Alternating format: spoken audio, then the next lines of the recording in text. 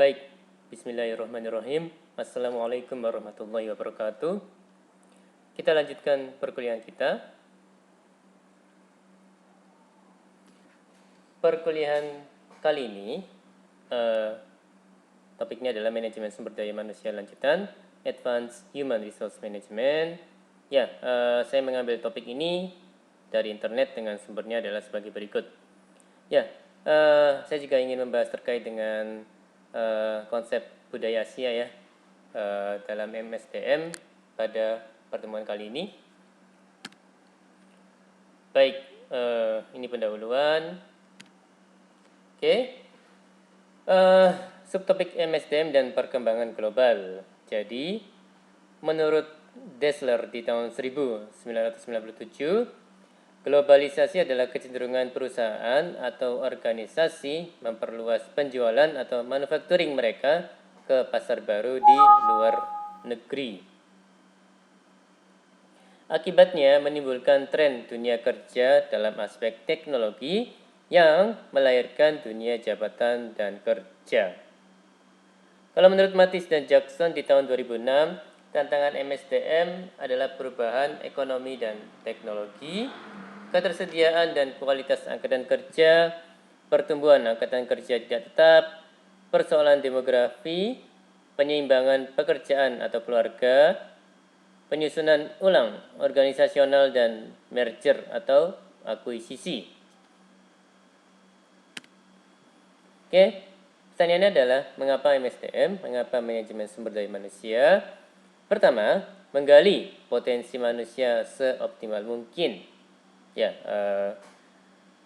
Terlebih di level globalisasi ini, potensi manusia yang sesuai dengan level global itu juga dibutuhkan, Mas dan Mbak. Kalau mau bersaing dengan orang-orang di luar negeri, harus punya level global gitu maksudnya. Kedua, manusia makhluk sosial unik. Fokus terhadap keinginan, wants, dan kebutuhannya, needs. Kebutuhannya needs Mas dan Mbak. Ketiga, manusia memiliki cita-cita untuk mencapai tujuan atau jalur karir. Keempat, organisasi adalah kumpulan orang-orang. Kelima, organisasi untuk jangka panjang. Jadi menurut Fisher et al. Di tahun 1993, staffing or human resource planning, organization or employee development, compensation or employee relations, employee support, legal recruitment and compliance, labor or union relations, policy adherence, and administrative service. Dan administrative services Mas dan Mbak. Kemudian kalau berdasarkan pemaparan dari John Ivan Sevic di tahun 2007, membantu organisasi mencapai tujuan, memperkerjakan keterampilan dan kemampuan tenaga kerja efisien, memenuhi pegawai terlatih dan termotivasi, meningkatkan kepuasan kerja pegawai dan aktualisasi diri, mengkomunikasikan kebijakan SDM, membantu memelihara kebijakan etika dan perilaku tanggung jawab sosial, mengelola perubahan terhadap keunggulan yang saling menguntungkan dari individu, kelompok, perusahaan, dan masyarakat. Masuk ke subtopik MSDM dan organisasi. Gratton dalam Mullins di tahun 2005 menyatakan 4 proposisi dasar yang ada kaitannya dengan organisasi. Yang pertama, there are fundamental differences between people as an asset and the traditional asset of finance or technology. Jadi, terdapat perbedaan yang mendasar antara orang sebagai aset dan aset tradisional dari keuangan atau teknologi. Yang kedua, an understanding of these fundamental differences creates as a whole new way of thinking and working in organizations, a shift in mindset. Jadi memahami perbedaan yang mendasar akan menciptakan pandangan baru secara menyeluruh mengenai pemikiran dan pekerjaan dalam organisasi, yaitu suatu pergeseran pola pikir. Berikutnya, business strategies can only be realized through people. Strategi usaha hanya dapat dilaksanakan dengan menggunakan manusia. Creating a strategic approach to people necessitates a strong dialogue across the organization. Jadi menciptakan pendekatan strategi dengan mengutamakan manusia, suatu dialog yang kuat dalam organisasi.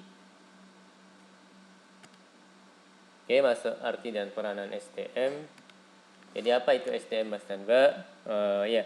Menurut Werther dan Davis di tahun 1997, human resource adalah the people who are ready, willing, and able to contribute to organizational goals, gitu ya. Jadi orang-orang yang siap, berkeinginan dan mampu berkontribusi pada tujuan-tujuan organisasi, seperti itu ya Mas dan Mbak ya. Kemudian menurut Faizel Rifai di tahun 2003, SDM adalah seorang yang siap, mau dan mampu memberi sumbangan usaha pencapaian tujuan organisasi. Ya, ini mirip ya dengan yang definisi di atas. Oke, apa itu MSDM? Robin dan Coulter di tahun 2007, MSDM adalah proses pengkoordinasian kegiatan-kegiatan pekerjaan sehingga pekerjaan tersebut terrealisasikan secara efisien dan efektif dengan dan melalui orang lain. Kalau menurut Matis dan Jackson di tahun 2006, rancangan MSDM adalah rancangan sistem-sistem formal dalam sebuah organisasi untuk memastikan penggunaan bakat manusia secara efektif dan efisien guna mencapai tujuan organisasi. Menurut The Chartered Institute of Personnel and Development (CIPD) dalam Mullins di tahun 2005, MSDM adalah the design, implementation, and maintenance of strategies to manage people for optimum business performance, including the development of policies and process to support these strategies. Masuk ke manajemen, subtopik manajemen SDM versus manajemen personalia. Jadi menurut Torrington et al. Dalam Mullins di tahun 2005, personal management is a series of activities which first enables working people and the organization which uses their skill to agree about the objectives and nature of their working relationship, and secondly ensures that management fulfilled. Menurut Agus Sunyoto di tahun 2008, MSDM sebagai serangkaian tindakan dalam hal pemikiran, seleksi, pengembangan, pemeliharaan, dan pengembangan sumber daya manusia, bukan sumber dayanya yang lainnya, untuk mencapai tujuan, baik tujuan individu maupun organisasi. MP, kalau saya tidak salah, ini adalah manajemen personalia. Jadi manajemen personalia lebih banyak berkaitan dengan sumber dayanya manusia yang sudah berada dalam organisasi perusahaan. Masuk ke subtopik MSDM dan perubahan global. Tidak ada organisasi yang bergerak dalam keadaan terisolasi. Ya, apalagi di zaman global ini ya. Internet sudah sangat cepat, Mas dan Mbak. Jadi kalau mau mengetahui informasi terkait dengan kondisi misalnya di Amerika Serikat gitu ya. Tempoh hari telah dilaksanakan pemilu di Amerika Serikat, ya kita tinggal mencari saja di internet gitu ya, tidak perlu langsung datang ke Amerika Serikat, jadi sudah sangat cepat, informasinya juga akan bisa didapatkan dengan sangat cepat. Tidak ada organisasi yang boleh mengambil sikap tidak peduli terhadap apa yang terjadi dalam lingkungan di mana ia bergerak. Sebenarnya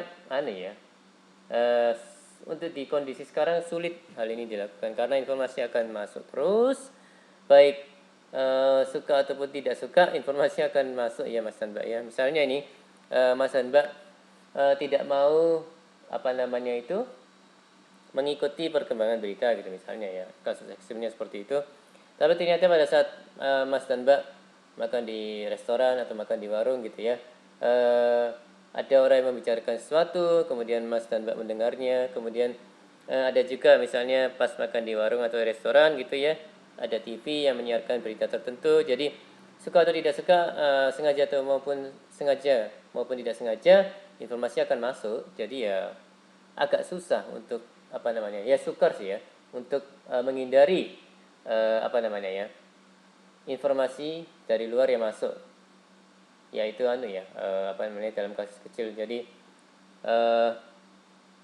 belum lagi kalau misalnya nanti Mas dan Mbak membaca sesuatu gitu ya, misalnya majalah gitu ya, juga akan masuk gitu, maksudnya informasi dari luar, dari ya dunia global gitu ya Mas dan Mbak ya.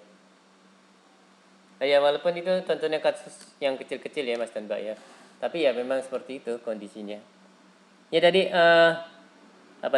yang ini, yang bagian atas ini menurut Hasibuan di tahun 2003. Oke lanjut, globalisasi mempengaruhi diri manajer dalam hal keterampilan mengelola orang.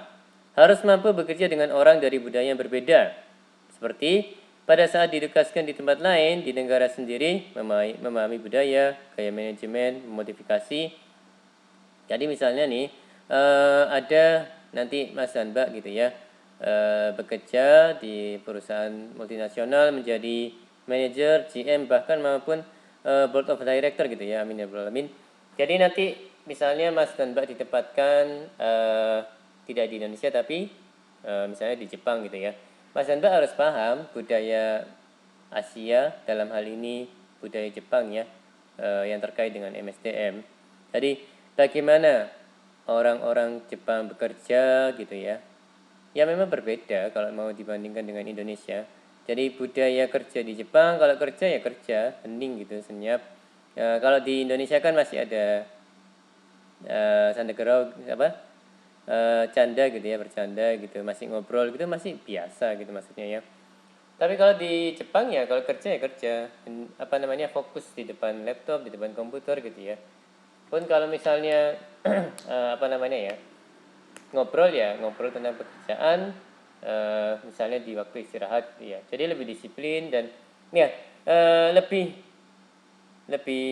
strict terhadap waktu ya kalau Jepang. Jadi memang kalau misalnya Mas dan Mbak ditempatkan di situ sebagai seorang manajer, GM ataupun board of director gitu ya, amin, maka harus siap dengan kondisi-kondisi seperti itu. Itu baru di satu negara ya Mas dan Mbak ya. Belum lagi nanti kalau misalnya Mas dan Mbak harus menempati pos pimpinan gitu ya di negara yang budayanya bukan budaya timur, misalnya di Amerika Serikat ataupun di Jerman gitu ya, di Polandia gitu. Jadi memang harus ada penyesuaian antara apa yang dipahami sekarang dengan apa yang dipahami di tempat baru gitu ya maksudnya ya. Oke. Ya, jadi harus mampu bekerja dengan orang dari budaya yang berbeda, seperti pada saat ditugaskan di tempat lain, di negara sendiri, memahami budaya, gaya manajemen, memodifikasi. Oke, perkembangan baru dalam manajemen personalia dan SDM, ya, ada keterbukaan, produktivitas, orientasi sistem, efektivitas, dan strategi. Oke. Ini fungsi manajemen sumber daya manusia. Jadi menurut Fisher et al. Di tahun 1993, ya, perencanaan organisasi, pekerjaan dan orang, pengerahan SDM, membangun kinerja individu dan organisasi, memberikan imbalan pegawai, memelihara SDM serta menyangkut MSDM internasional. Menurut Faidzal Rifai di tahun 2005, Fungsi manajerial, planning, organizing, directing, controlling. Fungsi operasional, pengadaan tenaga kerja, kompensasi, pengintegrasian, pemeliharaan, pemusatan, dan pemusatan hubungan kerja. Baik, sekian dari saya. Mohon maaf kalau ada kata-kata yang salah. Terima kasih atas perhatiannya. Wassalamualaikum warahmatullahi wabarakatuh.